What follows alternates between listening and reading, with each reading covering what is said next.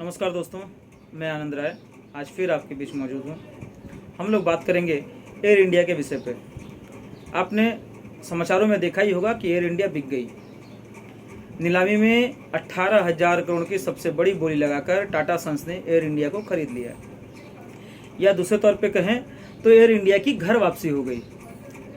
अगर इतिहास में हम जाएं तो 1932 में जे.आर.डी. टाटा ने टाटा एयरलाइंस की स्थापना की और वो एयरलाइंस आगे चलते हुए 1946 में पब्लिक सेक्टर कंपनी के तौर पर उसे मान्यता दिया गया और उसका नाम टाटा एयरलाइंस से बदलकर एयर इंडिया रख दिया गया। और उसके बाद आज़ादी के बाद 1953 में भारत सरकार ने एयर इंडिया को पूरी तरह से अधिग्रहण करके उसे भारत सरकार का उपक्रम के रूप में उसे स्थापित कर दिया।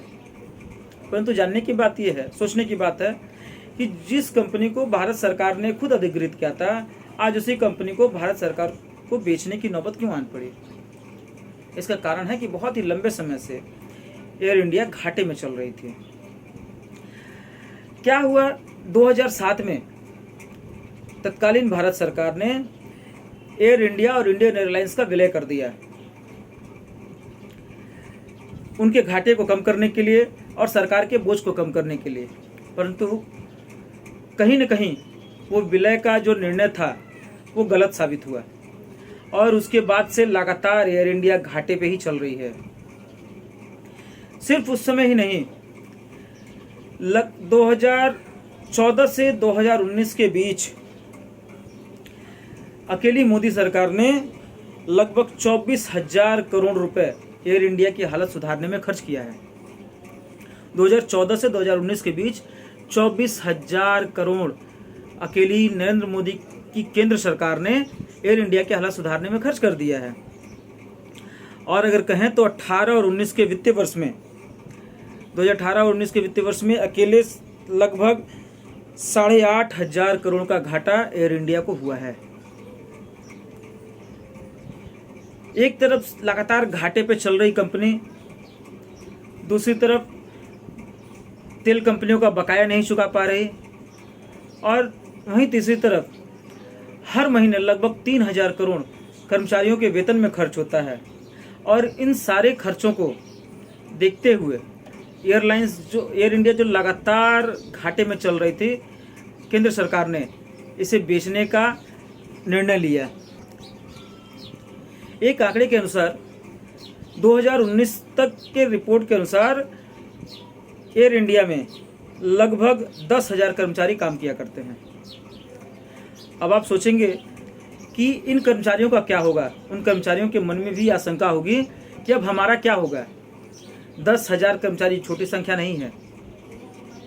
आपको बता दें कि टाटा ग्रुप ने ये बात मानी है कि अगले 1 साल तक सारे कर्मचारियों को रिटेन करेंगे।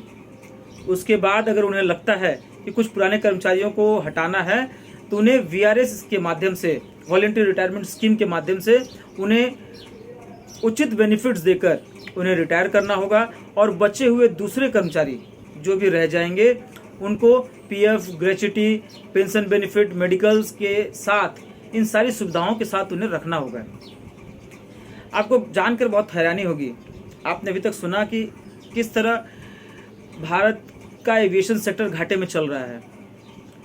परंतु आपको जानकर एक और हैरानी होगी कि विश्व की तीसरी सबसे बड़ी एविएशन सेक्टर भारत की घरेलू एविएशन कंपनीज है।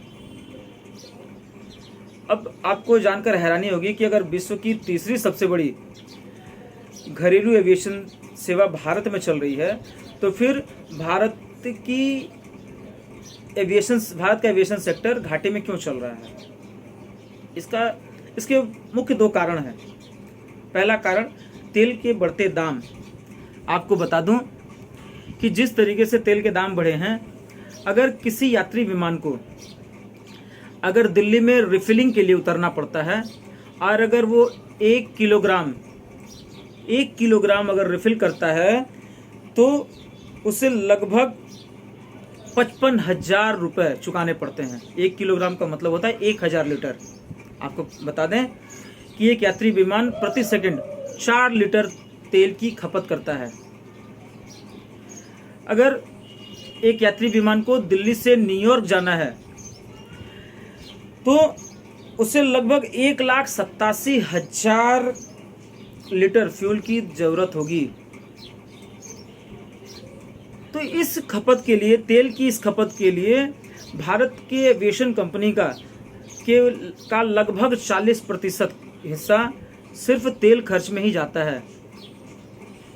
और दूसरा सबसे बड़ा कारण रहा है कि जैसे जैसे भारत का एविएशन सेक्टर बढ़ा, प्राइवेट सेक्टर्स इस फील्ड में आए और कंपटीशन का मार्केट बढ़ा, टिकट्स के दाम घटाए गए लोगों को अच्छा सुविधा देने के लिए, और उसी के साथ धीरे धीरे धीरे धीरे सारे एविएशन सेक्टर घाटे में जाने लगे। विगत 70 सालों से लगभग 60 ऐसी कंपनियां हैं जो पूरी तरह से इस सेक्टर में फेल हो गई हैं। आपको उसमें से कुछ नाम याद भी होंगे, जैसे सहारा है, डक्कन एयरलाइंस, किंगफिशर। आप इन कंपनियों का नाम सुन चुके हैं। आपको बता दें अब तक लगभग 60,000 करोड़ का घाटा एयर इंडिया अकेले उठा चुका है, या कहें एयर इंडिया के माध्यम से भारत की सरकार उठा चुकी है। तो इस नीलामी के लिए, इस बेचने की प्रक्रिया के लिए बहुत से लोगों ने बहुत सी बातें कही, कुछ लोगों ने इसे देश विरोधी भी बता दिया। परंतु कोई कुछ भी कहे, एक बात तो सच है कि एयर इंडिया लगातार घाटे में चल रही थी और इस घाटे को उठाना कहीं न कहीं सरकार के लिए भी गले की फांस बनती जा रही थी। कुछ शर्तों के साथ ही सरकार ने टाटा समूह को एयर इंडिया दिया है, जिसमें यह है कि 5 वर्षों तक एयर इंडिया का नाम और लोगो टाटा समूह को रखना होगा। उसके जितने कार्यालय हैं, जितने ऑफिसेज हैं, उनको वैसे ही रखना होगा और उसी कार्यालय के साथ अगले 5 वर्षों तक उन्हें काम करना होगा। साथियों, आगे और भी बातें करेंगे, अभी फ़िलहाल इतना ही। अगर आपको ये वीडियो अच्छा लगा हो, आपको और अधिक जानकारी चाहिए तो आप कमेंट बॉक्स में ज़रूर बताएं। आपको ये वीडियो कैसा लगा इसके बारे में बताएं। कुछ अगर गलत हो, कुछ तथ्य गलत हो तो वो भी बताएं। आपके कमेंट्स का इंतज़ार करेंगे। इसी के साथ आपसे विदा लेंगे। धन्यवाद, नमस्कार।